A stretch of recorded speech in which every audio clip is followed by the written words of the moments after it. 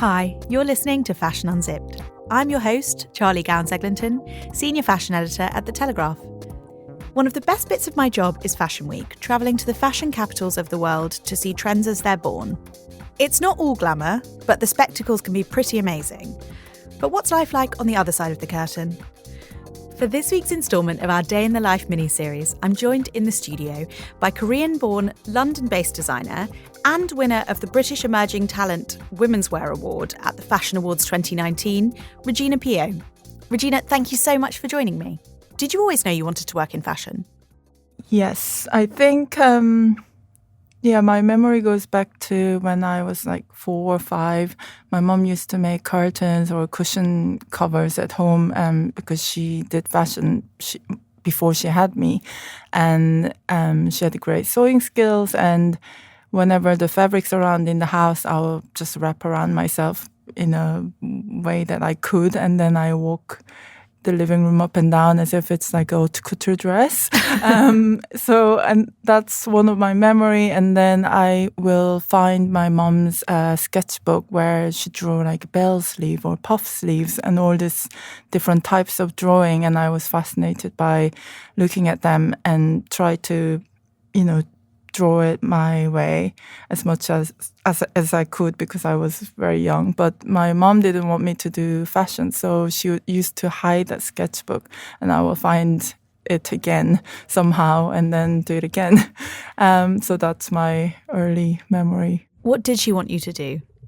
I think it's just very typical Korean parents, every parent's like wishing their child the easy, safe life, the doctors, the lawyers, and I think it's more safe job in their thoughts. And because she did fashion before, she knew how hard it was, so she just didn't want me to do it. And it was just me pushing. And I wanted to go to art school even before university and they didn't let me. And I just before a year or two before university, I was able to go to some institution where I can practice to get into the art university. And that's what I did. Because Seoul now, where you grew up, has a really thriving fashion scene. Yes. But I'm imagining it wasn't like that, perhaps, when you were growing up there? Yeah, I don't remember, and it's very homogeneous country. Everyone's Korean, everyone has black hair, same skin tone, and you can imagine everyone. And also as a teenager, everyone wants to wear the same thing, and if you stick out, that's very strange. And even as a trend, I think it's more like a nationality that. They don't want people to stick out. So that kind of is reflected in fashion. And I feel like when I arrived in London, you can walk around in barefoot and no one would say anything. But in Korea, they will say something to you. So I think that's a big difference. I feel... I'm talking about like 15, 20 years ago, so I felt definitely more restricted and things like that. But now when I go back, it's completely different. There's so many young designers doing interesting things, and there's lots of different platforms and all these buyers and journalists coming from other side of the world. So it's very, very exciting. So how old were you when you moved to London? I was 25. And you came to study for the MA at Central St. Martin's? Yes, so I did my BA in Arts University in Korea, and then I was working there in a big corporation. A fashion corporation? Yeah, and I think it was the curiosity that got me here. Whenever I look at the magazines, they talk about Central St. Martin's and all amazing designers coming from there. And I used to think, what is this place? Why did everyone study there? And I was always longing for a bigger world. And I loved watching Western films. And so I always wanted to go. And so I was working in Korea, and one day I realized, okay, if I do it really, really well, I will be like that person, the boss that I was working for.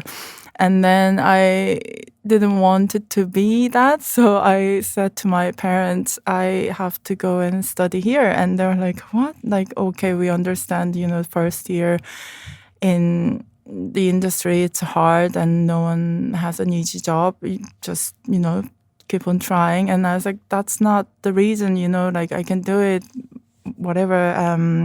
It's not about like my job is hard. Like I want to go and study and experience other things. And so it took about 3 months to persuade them. And my mom said, actually, I wanted to study abroad, but I didn't do it. And I don't want you to blame me like 20 years later, so go. And I was like, well, you never told me that.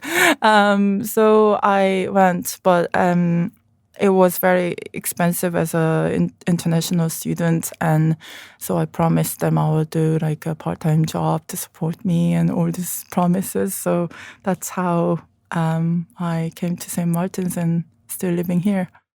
And you were studying under Louise Wilson, yes, the now late Louise Wilson. I was at St. Martin's actually studying for my BA at the same time and was terrified of Louise. I mean, especially if you were a BA student, she used to just shout down the corridor, like, move! And everyone scattered to the sides. Oh my God, you doing the voice very well. What was that experience like? Yeah, I mean, also coming from Korea where everyone's so just quietly speaking to you. And I mean, even in other universities, I don't think I would never seen or heard of anyone who would be that passionately speaking and emotionally involved with students. She would cry sometimes, and it looks like she's really hurt by our terrible work. So it's amazing. It's still like it's one and only experience, and I'm so lucky that I had that experience. And as she put it herself, it's a bit like war badge on your CV, that if you survived under me, industry will take you. That's what she used to say. And then everyone that you studied with is like our army friends. So you graduated in 2011. Is that right? Yes. Sorry. I had a blank there. I was like, what year is it? And then you didn't found your own brand for a couple of years. Yes. So what next? So I was recommended by one of the tutor, Julie Verhoeven, and to work in various different London fashion designers. And they were very different to where I worked in Korea. It was, like 10 floors of building full of designers, many brands, and you don't even know what these people are doing. And so you're a tiny cog. Exactly. In a huge machine. Yeah, and that's eventually why I left, because I feel like I was just doing the same thing, and I'm just a little piece in a machine. And when I worked in the design studios in London, I get to see the whole picture. How it starts from the research and the sampling, and and you do the sales and the shows and production and all the problems that comes with, and it was so much more exciting and just great learning for me as well, how it all comes together. And it's very cyclical, every season it comes and goes again, and then the same kind of things but different problems. So that was a great experience for me. And then I won this Han Nefkens Fashion Award. Han Nefkens is an amazing art collector from Netherlands, and this fashion award was judged by Penny Martin from Gentlewoman magazine, and Victor and Rolf, and Jose, who is the godmother of teaching in Netherlands. So when I heard that I won this award, I thought it was a scam because they told me, "Oh, you will get this prize," which was a great cash prize that I needed, and then you will get to do a solo exhibition in one of the oldest museum in Netherlands, and it just sounds too good to be true. So I worked on that exhibition for about 6 months because it's essentially like a Tate, and you're given a room to have a solo exhibition, and you just couldn't risk not doing the best job. So I was working really hard, and did you give up? Did you give up working? Yeah, that's when I stopped actually working for other people. So I was Googling day and night, where is the metal manufacturer or the manipulator in London, and I found someone under the arch of Old Street Station, and there is this guy full of dreams and making some motorbike in aluminium, hand bented, and all these kind of weird things. And then I said, "Oh, I'm trying to create this kind of foam. Can you do it?" And he was so brilliant. So I ended up making these sculptures in a body and dress foam, because as a fashion designer, when would you have the opportunity to have this kind of exhibition? So I didn't want to make a clothing dress. I wanted to make a sculpture, fine art work that people can, go around and see. But it was in the familiar form of the body and the dress, which I do. So did you end up spending all of your cash prize on that exhibition, or did you get to put some of that into your brand? Yeah, so it was commissioned work, so they would support to make the work, and then there was a bit of prize left, which I thought, people were saying like, "Oh, you can, buy something you need," or, doing other things. But then I always wanted to do my own brand. And I thought, oh, I can do it now, or maybe go back to the job and do it later. But then I felt like, oh, why don't I do it when I have more energy? And, if I fail, it will be easier to get the job than when I'm like in my 50s or something. So it was very naive. So I was making just a couple of pieces, and then it was hard because in St. Martin's or anywhere, you would never learn about the fashion business side, when you will have to finish the collection and, book an appointment with buyers, and where you have to go and show these collections, and when you have to produce it, by what kind of markup you have to put in, and how do you cost your garment, all these things. So I just had to learn it very hard way. So first collection I didn't really sell anywhere. It was but great platform to meet the buyers, saying, look, like, you need to show me the next collection by this date. I can see this is great, but we don't have budget now because I spent everything. So that's when I learned. And then from autumn winter 2014, that's the first collection that I sold to the buyers. And how did you put it all together? I mean, were you completely self-funding at this point? Yeah, so I didn't have any investors. I do not have any investors until now, which I am very proud of, because that means you can make a lot of decisions freely. For example, we're really passionate about sustainability, and just swapping the single-use plastic to compostable plastic, it will, eat up your margin. But, when you have investors who are like, oh, we don't really care, like, don't do that, like, we prefer to have more money. But now I'm like, okay, even though I lose like £5, like, I don't care, because that's a better thing to do, and for the long term as well. So at the beginning, it was just some cash prize that I had, so I had to be very resourceful, and that's also one of the reasons why I wasn't showing in London Fashion Week, because putting a fashion show is a massive cost, and there is a lot of young designers straight out of the college, and they got the sponsorship, so they are like on the show straight away. But what happens when the sponsorship finish? If you don't have the solid sales or customer base, like it's about just spending money and you don't have the business behind it. So I didn't want to do that.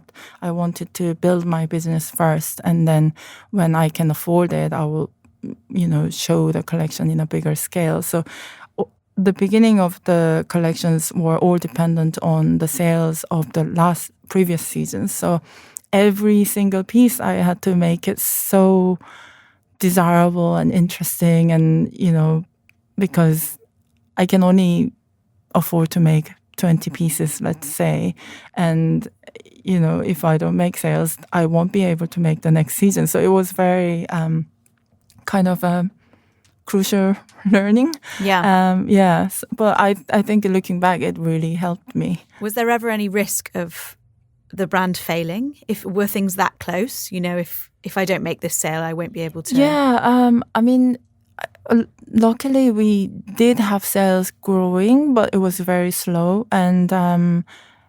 but I didn't have enough money to hire people. So at the beginning, it would be just me and maybe one part-time intern.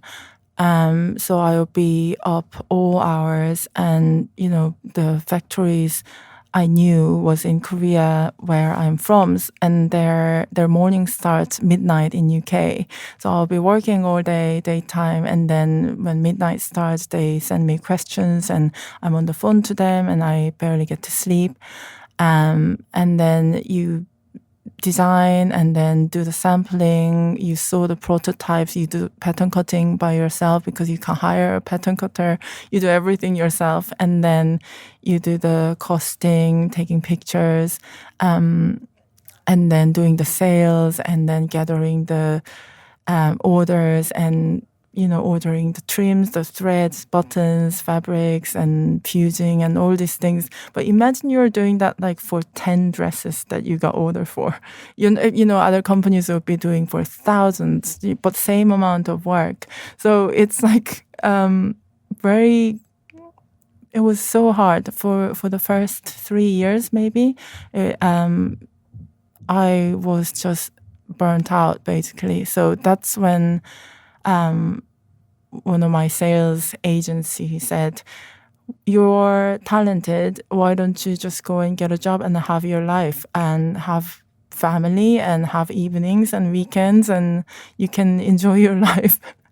So I think she was kind of, she's a bit like a motherly figure, and she was kind of like, you're working so hard, but this is not going anywhere. Like, what are you going to do? And also the other hard part was, at the time when I started, London Fashion Week was all about like a maximal aesthetic. There is like a print on print, and there is detail and head to toe, and it's like explosions on the catwalk.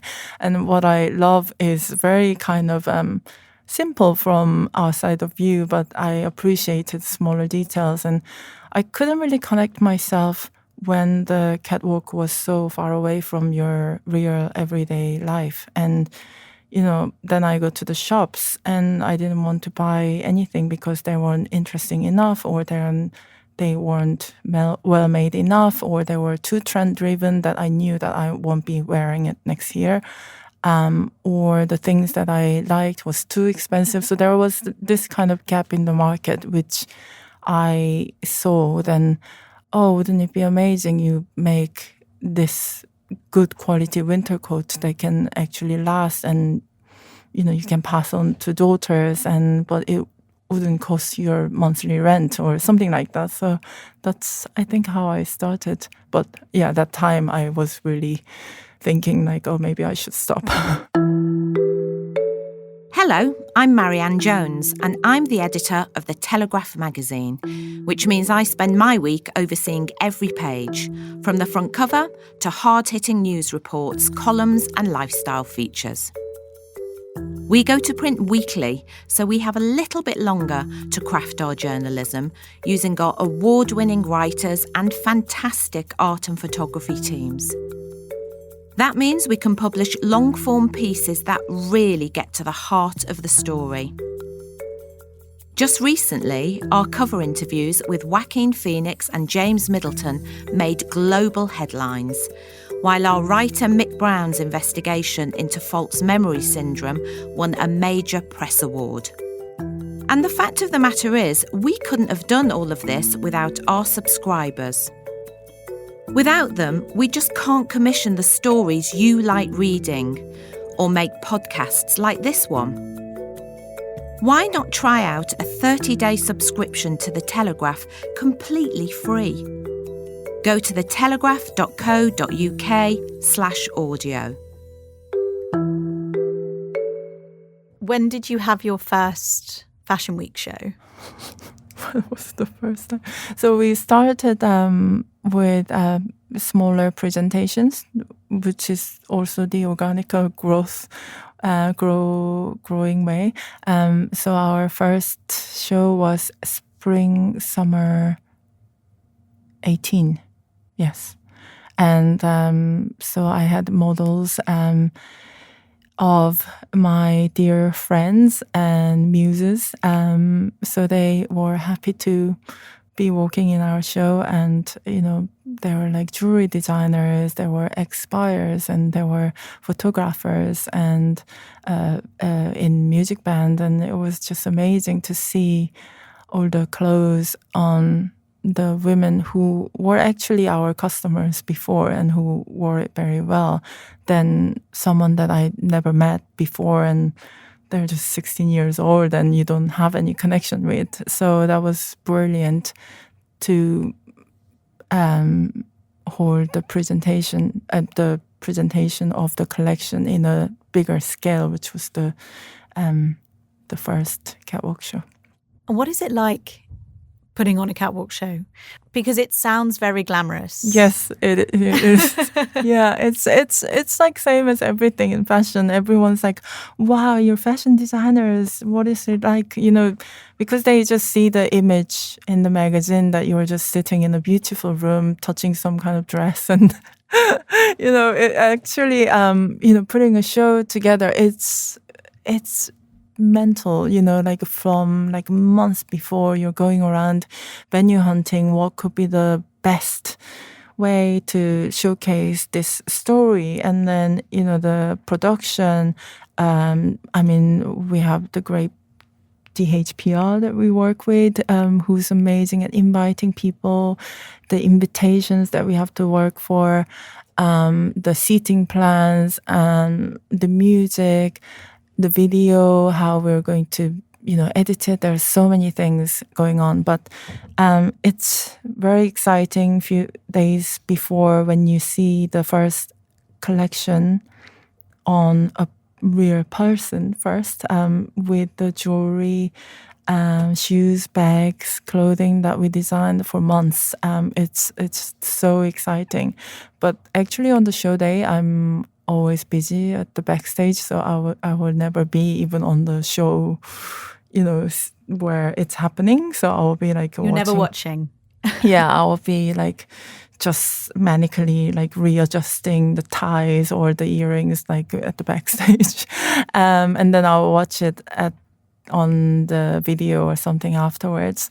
And it's weird. It's a bit like some kind of shock that happened. You need quite a few days to digest what actually happened. And then I'm very hard on myself. So it's never like I'm like, oh, that was a fantastic show. Everything's perfect, great. I'll be like, oh, that could have been better. And like, what can I improve and all these things. So there's like a bit of down moment afterwards. And do you read all the coverage in the newspapers and magazines and everything? Yeah, so we'll read them. I think, it's important to see like how your story was told to people. Did they actually got it, or maybe they didn't get it? Or I think it's good in reflection that you can make the storytelling better for next season. But I think it's also important to stick to the thing that you wanted to do rather than like being so swayed by what people want, because otherwise you will be just belong to the past seasons, I guess. Yeah.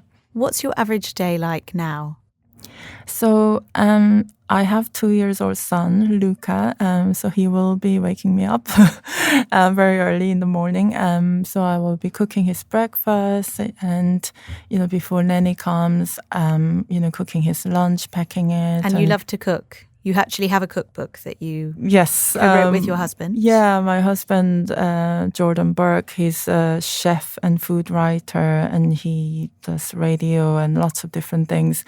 And he's an amazing chef. And when he first tasted Korean food, he was so shocked how it's not well known as Japanese or Chinese cuisine in London. So we wrote this Korean cookbook together, which is called Our Korean Kitchen. And unexpectedly, we won Cookbook of the Year and all these awards. And we were like, wow, people really love Korean food. So we cook a lot of Korean food at home. And so I will be doing lots of Korean cooking for my son, or with my husband. We cook together. I mean, even though it's Korean food, because he's a brilliant chef, he makes it even better. So, so I'll make sure we spend some time in the morning, and then I'll go to the studio. And there will be lots of things happening, team meetings, fittings, or some days I will have a meeting outside, or I will go and research in the library or something like that. So catching up with the team, and then do you work quite long days? Well, compared to before, not really, because I used to work for 24 hours, and now I will finish around 6:30, which is very healthy for fashion companies. So I think, we start 9 and finish around 6:30. And then everyone goes home, catching up their friends or, families. And I come home and have dinner with my own family and hearing what my son was up to and my husband. And it's very precious time for us, and spending evening together. And then everyone else, putting your child, brushing their teeth and all these things. I mean, before when I didn't have child, I was like, I had so much time. I could learn another language. And now it's time all disappeared, but in happiness. Yeah. How did you juggle that in the beginning? When did you meet your husband? 11 years ago. And we've been married for 7 years. So it's a bit I don't know, family now. So we do everything together. He's the best counselor and, best friend, everything. And everyone always asks me, how do you do it? You have a son and whatever. But to be honest, compared to other people, I only have one child. And I can't imagine having 2 or 3.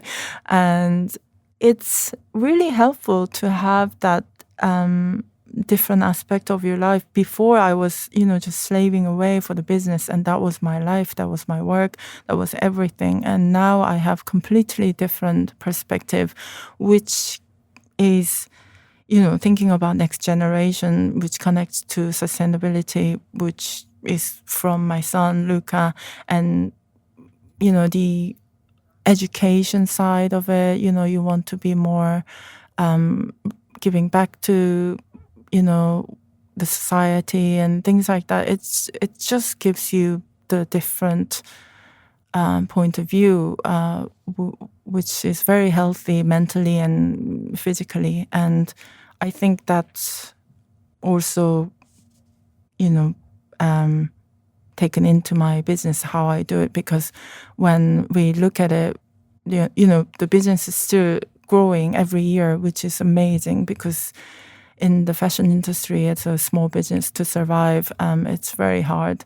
And but now we want to see the growth, not just in numbers. We want to see the quality of life of the colleagues, or, are we happier this year, or did we do more meaningful things? Things like that. So there's different way of thinking in life. And I really learned a lot after having my child. And what do your parents think now? I mean, they still live in Korea, so in a way very disconnected because they don't speak single words in English. You know, it wouldn't really mean anything if I send all the reviews or the articles that comes out in London or America, because it's all in English. They appreciated when I won the Samsung Awards in Korea 2 years in a row. They were like, "Oh my God, so you're doing great." I was like, "Oh, yes." So only what's happening in Korea will count on them. But whenever I send the pictures of the new collection or they watch the show on Insta stories, you know, of course, they're like so proud of their daughters. So looking ahead, what's next for the brand? We just launched our new unisex collection in the spring-summer 20 show. So I was really thinking about it for a long time that, you know, I want the brand to be more related to our life, not just women's fashion. So it's like one step forward that, the clothing can be shared between men and women and husband and wife, or, like just as a human being, because sometimes, you want to dress down, but still like have the difference in amazing fabrication but relaxed shape and things like that. So I'm very excited to launch this collection this spring. Fantastic. That's all we've got time for. Rejina, thank you so much for joining me. Thank you so much. We'll be back in a fortnight with a new episode, but in the meantime, visit telegraph.co.uk/Fashion Unzipped sub for a free 30-day trial of all of our online content, including lots more coverage of the Fashion Awards 2019. Join the conversation by emailing me at unzipped@telegraph.co.uk or find me on Instagram and Twitter @CharlieGowans. Thanks for listening.